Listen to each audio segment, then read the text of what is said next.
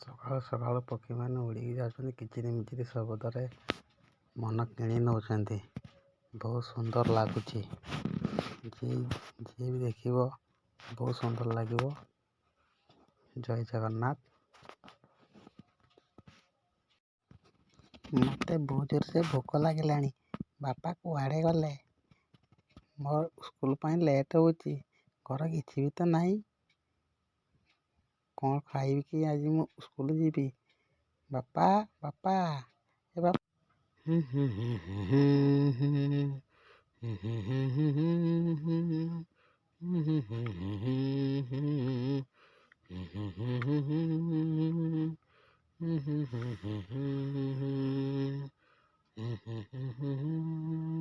କ'ଣ କିରେ ଆଜି ସ୍କୁଲ ଯାଇନି କି? ବାପା ଘରେ ତ କିଛି ନାହିଁ। ମୁଁ କ'ଣ ଖାଇକି ସ୍କୁଲ ଯିବି? ସବୁ କିଛି ସରିଯାଇଛି। କ'ଣ ଖାଇମି? କିଛି ହେଲେ ନାହିଁ। ଏତେ ଆଡ଼େ ବୁଲି ସାରିଲିଣି, କାମ କେଉଁଠି ହେଲେ ମିଳୁନାହିଁ। କ'ଣ କରିବି କିଛି ବୁଝିପାରୁନାହିଁ। ଆଉ କେତେ ଜାଗା ବୁଲିମି? ସହର ସାରା ନାହିଁ ମୁଁ ବୁଲି ସାରିଲିଣି। କେଉଁଠି ହେଲେ କାମ ନାହିଁ। ଦେଖିବା ଆଗକୁ ଯାଏଁ, କାଳେ ସିଆଡ଼େ କାମ ମିଳିଯିବ। ଠାକୁରଙ୍କ ଦୟାରୁ ଆଜି ରାତିକା ପାଇଁ ଇଆଡ଼େ କିଛି ଆଡ଼ଜଷ୍ଟ ହେଇଯାଉ। କାଲିକି ଦେଖିବା କେଉଁଠି କ'ଣ ମିଳିବ। ହେ ପ୍ରଭୁ, କିଛି ତ ଗୋଟେ କର। ଯେଉଁଠି ହେଲେ ମୋତେ ଯୋଗାଡ଼ କରିଦିଅ ପ୍ରଭୁ। ଏତେ ଜାଗା ବୁଲିନି ହେଲେ କେଉଁଠି କାମ ପାଇନିନି। କ'ଣ କରିବା? ଆଜି କେମିତି ମୋ ପୁଅକୁ ଖାଇବା ପାଇଁ ଦେମି? କାମ କେଣେ ଗୋଟେ ପାଇଲିନି। ଏଇଠି ଗୋଟେ ଜାଗା ଅଛି, ଏଇଠି ବସିଯାଏ। ଥକି ଗଲିଣି ମୁଁ ନାହିଁ। ଓହୋ, ବହୁତ ବି ଖରା ହେଇଛି।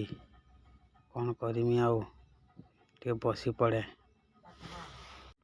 ହେ ଭଗବାନ, ଆଜି କ'ଣ ଖାଇବା ପାଇଁ ଦେବି ମୋ ପୁଅକୁ? କିଛି ତ ଗୋଟେ ଉପାୟ କର। ମୁଁ ଯାଏଁ ଘରକୁ। ଏକୁଟିଆ କ'ଣ କରୁଥିବ? ମୁଁ ଯାଏଁ ଦେଖେ ସିଆଡ଼େ କ'ଣ କରୁଛି ସିଏ।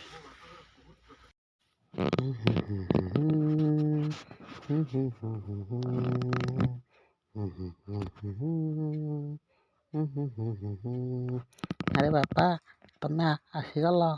ମୋ ପାଇଁ କ'ଣ ଆଣିଛ? ମୋତେ ଭୋକ ଲାଗିଲାଣି। ଦିନ ସାରା କିଛି ବି ମୁଁ ଖାଇ ନାହିଁ। ମୋ ପାଇଁ କ'ଣ ଆଣିଛ ବାପା? ଆରେ ପୁଅ, ମୁଁ କିଛି ପାଇଲିନି ପୁଅ। ଆଜି ରାତିରେ ଯେମିତି ହେଲେ ଶୋଇପଡ଼ ପୁଅ। କାଲିକି ଦେଖିବା ସକାଳୁ। ଯେହେତୁ ହେଲେ ମୁଁ ଯୋଗାଡ଼ କରିଦେବି ତୋ ପାଇଁ ଖାଇ